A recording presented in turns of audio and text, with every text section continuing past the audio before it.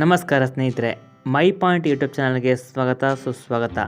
ಸ್ನೇಹಿತರೆ, ಇವತ್ತು ನಾನು ಯಾವ ವಿಷಯದ ಬಗ್ಗೆ ಮಾತನಾಡೋಕ್ಕೆ ಹೊರಟಿದ್ದೀನಿ ಅಂದರೆ, ಕೂದಲಿನ ಉದುರುವಿಕೆಗೆ ಕಾರಣವಾಗುವ ಕೆಲವು ಅಂಶಗಳ ಬಗ್ಗೆ ತಿಳಿಸಿಕೊಡೋಣ ಅಂತ ಇವತ್ತು ಈ ವಿಡಿಯೋ ಮಾಡ್ತಾಯಿದ್ದೀನಿ. ಕೂದಲು ಕೇವಲ ದೇಹದ ಒಂದು ಭಾಗವಾಗಿ ಇರದೆ ಮನುಷ್ಯನ ಸೌಂದರ್ಯವನ್ನು ಹೆಚ್ಚಿಸುವುದರಲ್ಲಿ ಕೂದಲು ಪ್ರಮುಖ ಪಾತ್ರವನ್ನು ವಹಿಸುತ್ತದೆ.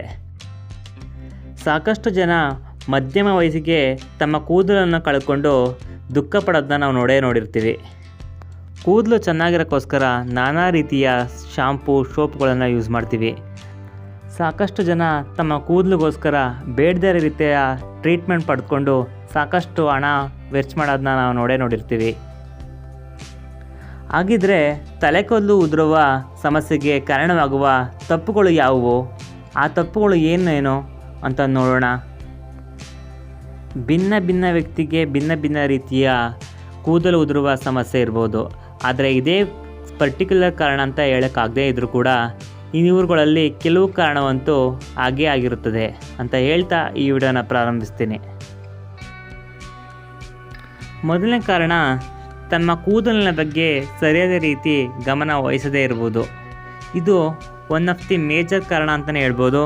ಏಕೆಂದರೆ ತಮ್ಮ ಕೂದಲ ಬಗ್ಗೆ ಕೇರ್ ಮಾಡದೇ ಇರ್ಬೋದು, ಸರಿಯಾದ ಸಮಯಕ್ಕೆ ಎಣ್ಣೆ ಹಚ್ಚದೇ ಇರ್ಬೋದು. ಇವೆಲ್ಲ ಕಾರಣದಿಂದಾಗಿ ಕೂದಲು ವೀಕ್ ಆಗ್ತಾ ಹೋಗುತ್ತೆ. ಎರಡನೇದು, ಅತಿಯಾಗಿ ಕೇರ್ ಮಾಡುವುದು.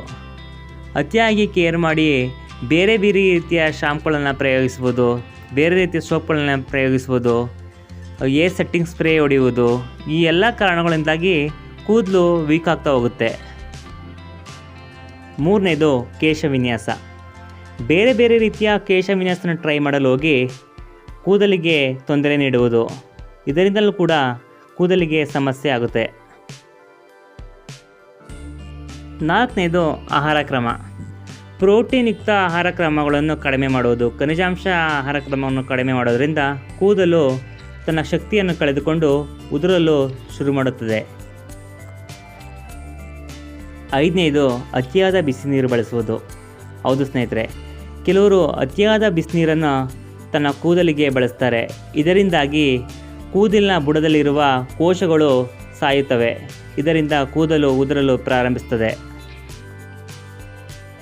ಆರನೇದು, ಒತ್ತಡ ಮತ್ತು ನಿದ್ರಾಹೀನತೆ.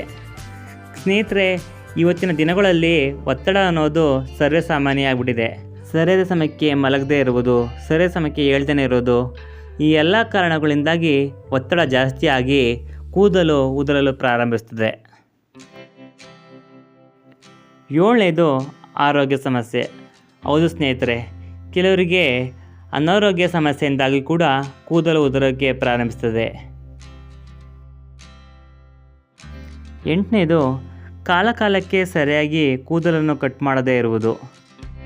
ಇವೆಲ್ಲ ಕೇವಲ ಬೆರಳೆಣಿಕೆಯ ಕಾರಣಗಳಾಗಿದ್ದು ಇನ್ನೂ ಅನೇಕ ಕಾರಣಗಳು ಕೂದಲು ಉದುರುವಿಕೆಗೆ ಕಾರಣವಾಗ್ತದೆ.